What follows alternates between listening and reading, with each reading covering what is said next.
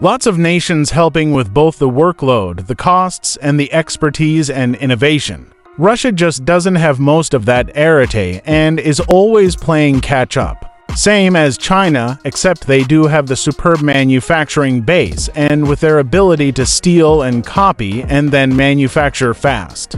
Fighters like their J-31 and J-20 are coming along fast ... and may well yet get the chance to become all they can be soon enough. But they still rely heavily on fairly average, Russian-made engines and copies thereof ... which even they themselves have been trying to make much improved versions of for quite some time now ...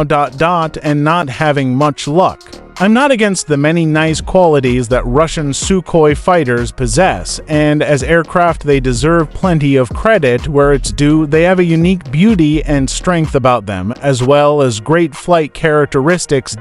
they single quotes re nice jets. But they are always, each, a generation or two behind the allied machines they were all intended to compete against or rival. This has almost always been the case. Had they gotten the MiG-29 Fulcrum out before F-15 Eagle, yet ...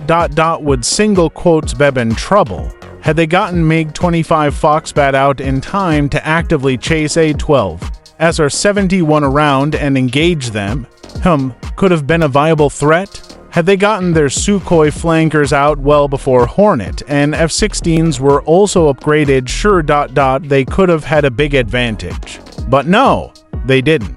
Had they envisioned Tu-160 Blackjack before the B-1B Lancer bomber, instead of just copying it ... could single quotes be made some folks mighty nervous. This goes on for all the modern Russian machines. Many are great planes in their own right ... but already becoming obsolete by Western standards. By the time they're actually fielded ... and even then they're usually still far behind on comparable low stealth and EW technology and other capabilities. It's true that a fair bit of copying has always gone on worldwide, and Russia had a few good ideas too that were copied by the West also ... Anyone remember the Yak-58 Forger, the jump jet that was to rival the Harrier ...